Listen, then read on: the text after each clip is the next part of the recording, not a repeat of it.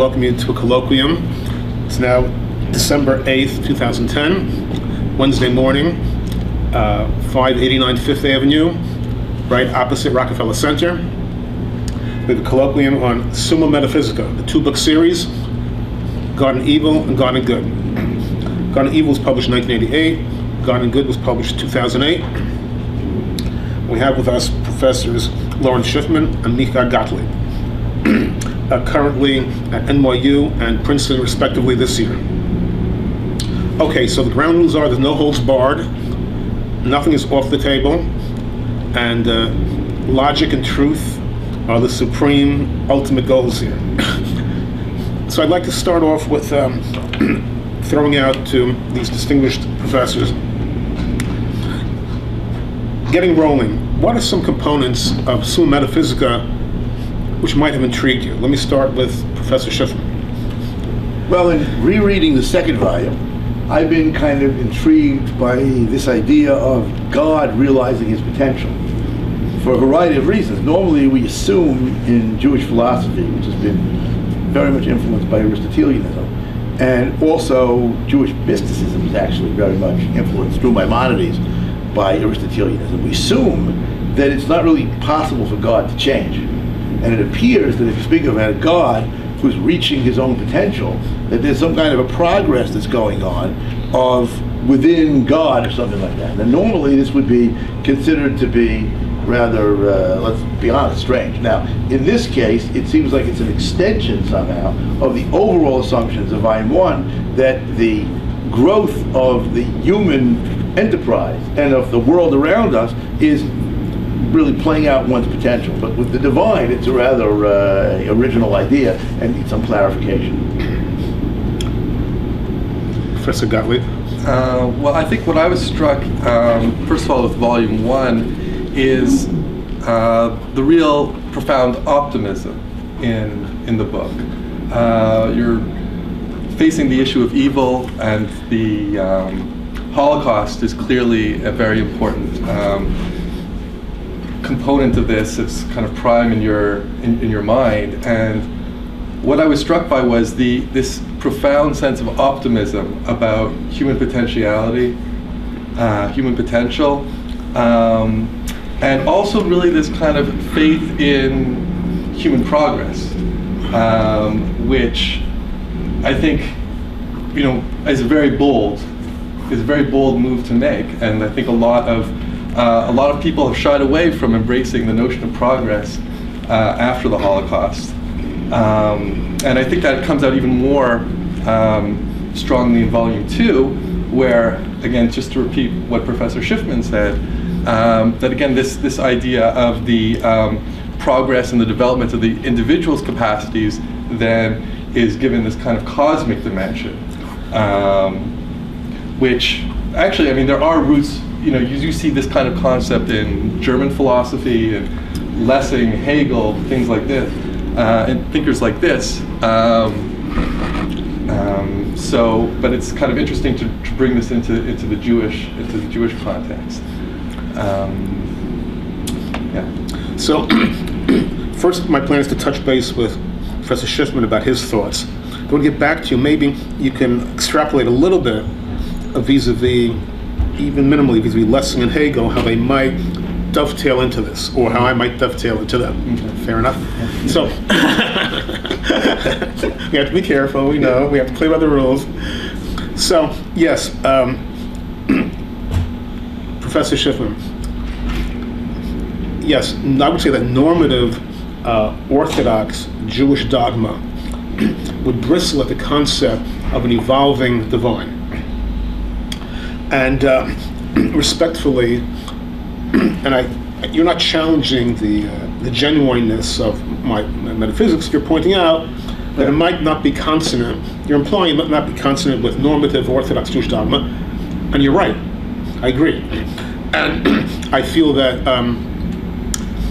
there's a whole discussion: is there even a mainstream Jewish metaphysics, or is there just a theology detached from foundation metaphysics, which would be my position, which I suspect, without putting you on the spot, might be your position. Okay. But back to your point, I feel that, and I've wrestled with this issue. You see, and you're correct, Book 1 is very meticulously careful to be within the boundaries of classic mainstream Jewish dogma. And it's stamped, sealed, approved by a roster of Orthodox rabbis as well. With Book 2, which was written roughly 15 to 20 years later, I decided to start with a blank slate and detach from any dogma or theology and see where this path took me. Luckily for me, it dovetails well with Book 1. However, it diverges from classic contemporaneous Orthodox dogma. But see, the question that I would be concerned about is not whether it diverges from somebody's dogma, but whether or not the reason that that dogma was developed is philosophically necessary. Okay? Right. Now, that's the question which actually Professor Gottlieb probably knows more than I do about.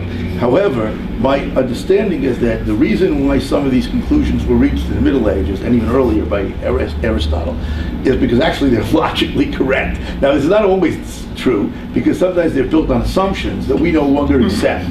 But sometimes they seem to be logically correct. And the question is how you can define, if you define a changing God, so therefore you have an imperfect God. So the question is, I have an evolving not God. yet perfect God. I have an evolving perfection. Yeah, okay. I have an evolving perfection. And on some level, it enters the realm of semantics. Can perfection be evolving? And you can have 400 university courses on that subject. Can perfection be evolving? Okay. And remember, the Torah says there is a God. The Torah does not say there's a perfect God. One should not have a heart attack at that statement.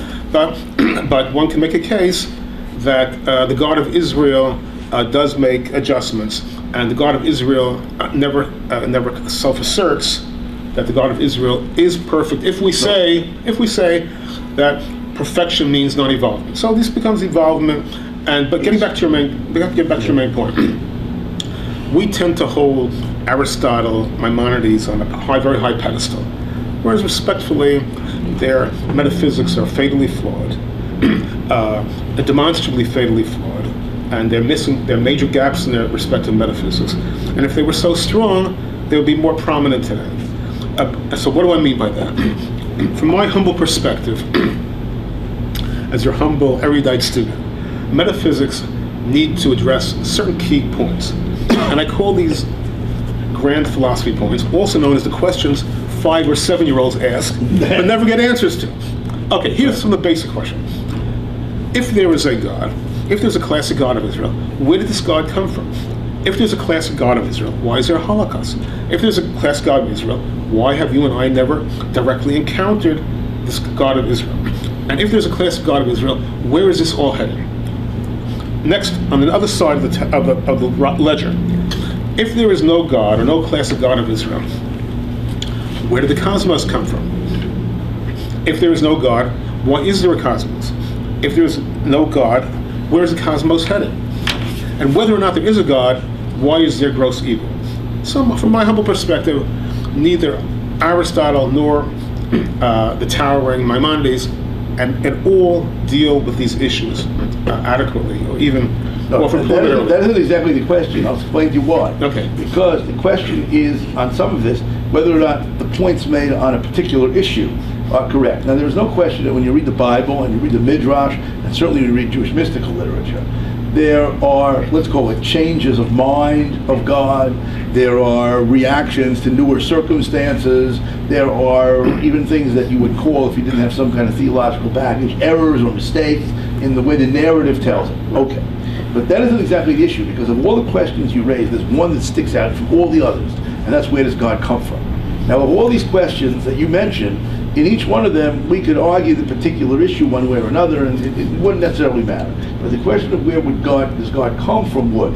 Now, according to, unless I misunderstand, so explain that. Why does that stand out? Because basically, the classical assumption was always that God has always been there, and that God pre-exists that which He created. Because it's logically impossible for God to create something which existed before. Now, that might not be true if you live in a time.